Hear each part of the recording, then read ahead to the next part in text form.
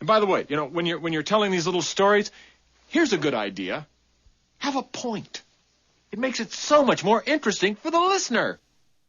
Hi, welcome back to my channel. Today, I'm going to be looking at short fiction, but not short story fiction, but short novels or novellas, that kind of thing. I do want to do a separate one on short stories, but this is a very quick one about quick reads.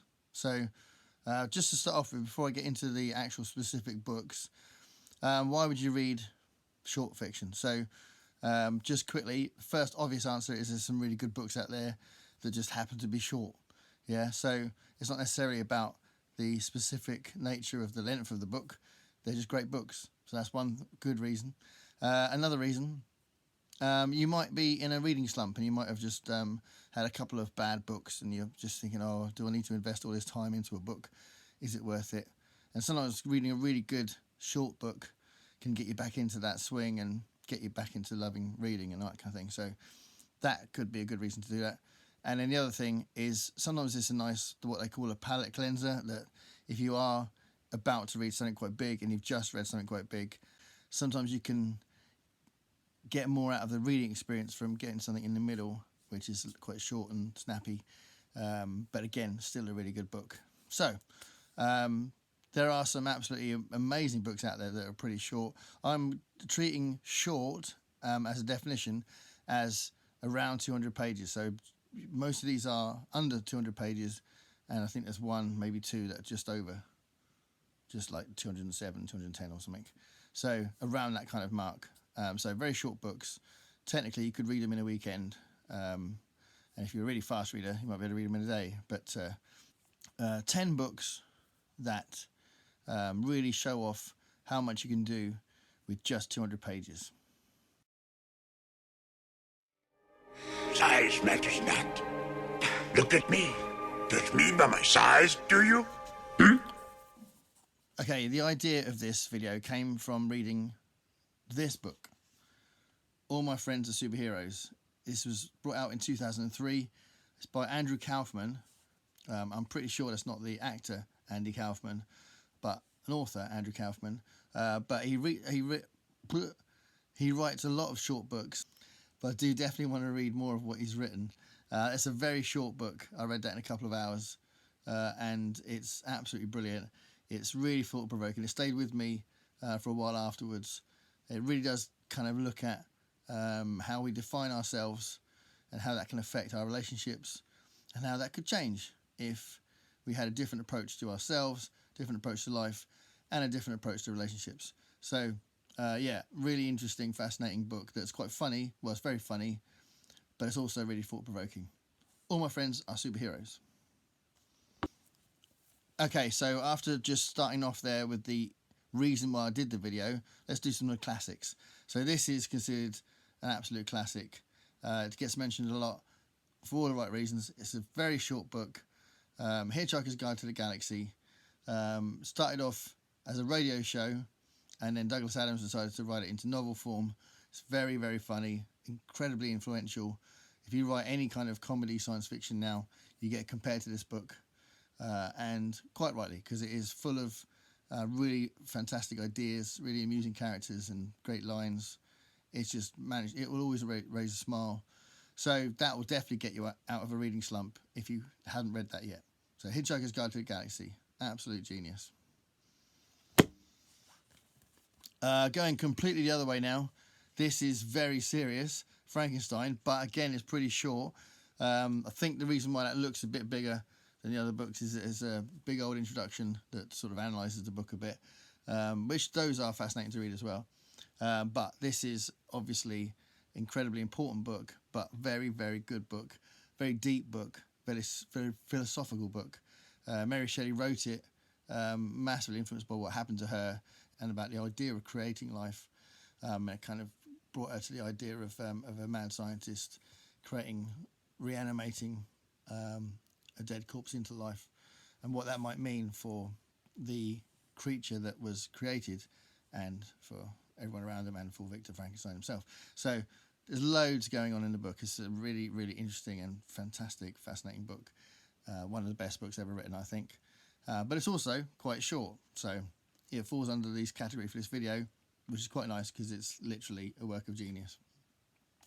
Another very serious one that is another undeniable classic. This is We by Zamyatin, and this was the thing that influenced George Orwell to write 1984.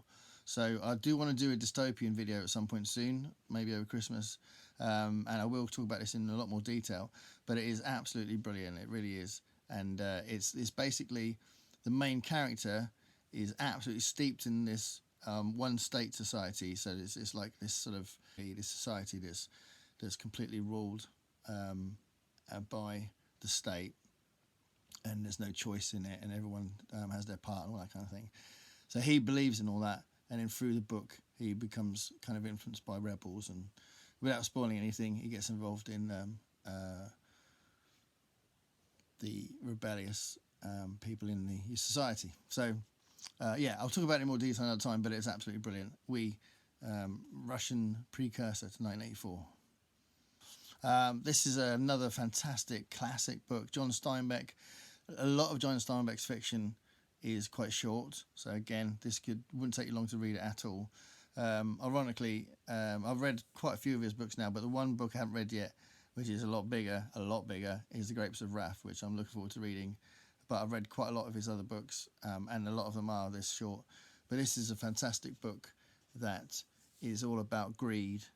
The main character, Kino, I'm assuming that's how you pronounce it, finds a pearl and basically becomes rich. And the way that the town react to that, and the way that it affects him and his family, is what's explored.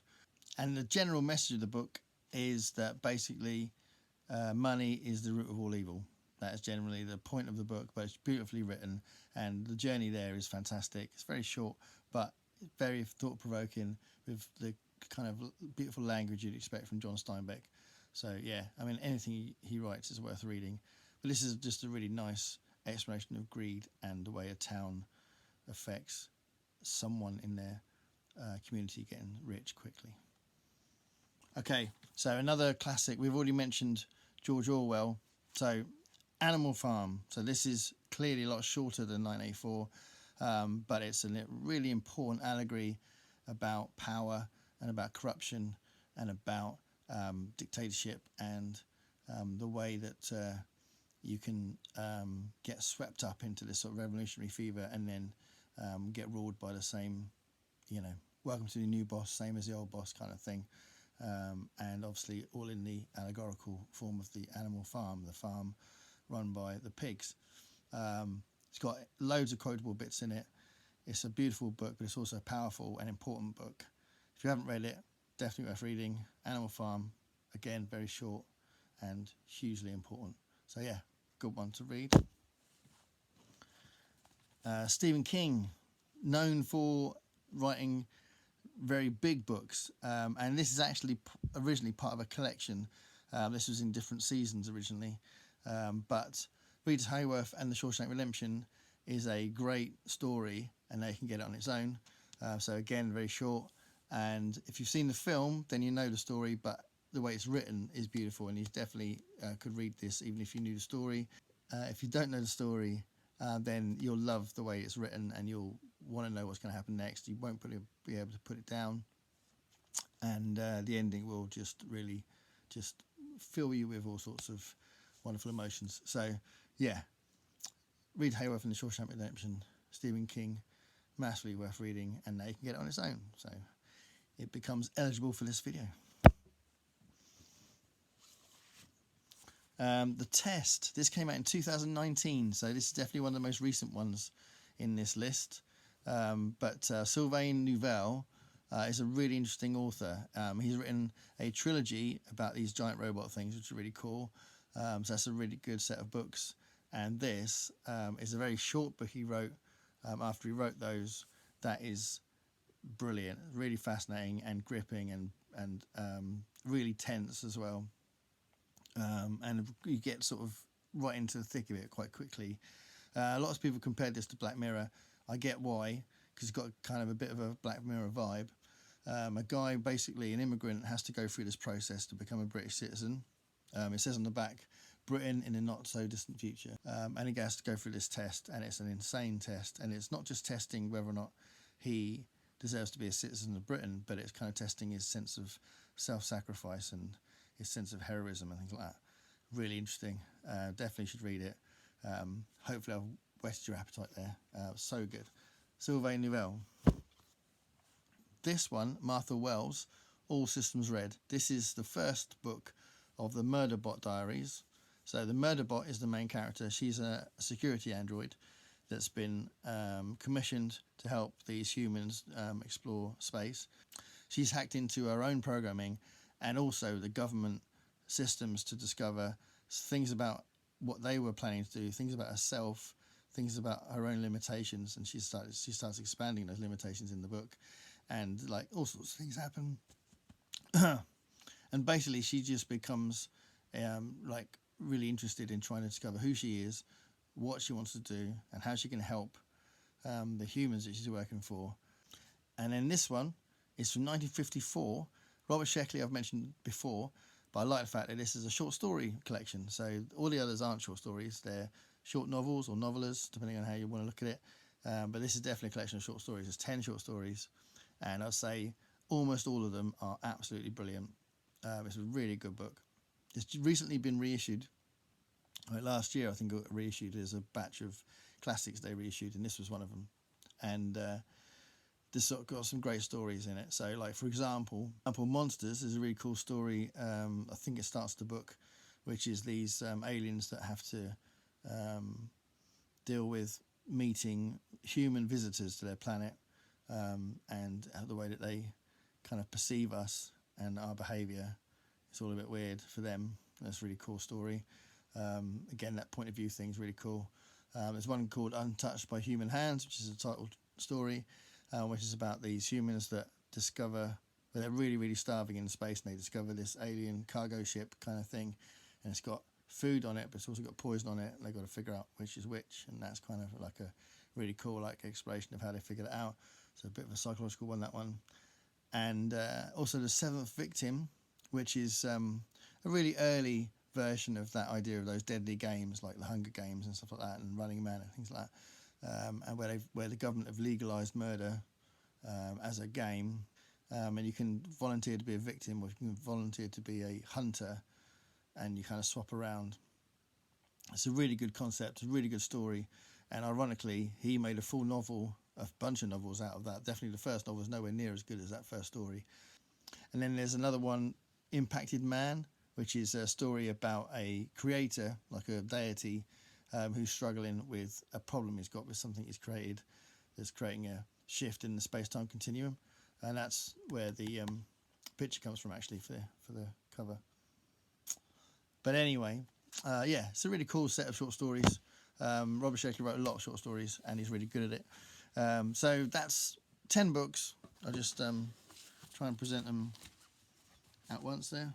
10 books that are and really great reads, very short, so it won't take you long, and you know, you don't have to necessarily invest in a whole kind of fortnight or a month of reading one book to kind of get a really good story. Sometimes really good stories come in small packages. Anyway, thanks for watching. If you like this stuff and you'd like to subscribe to the videos, then please subscribe to the channel, and you can click the bell thing for notifications, and I'll see you again next time. Thanks a lot.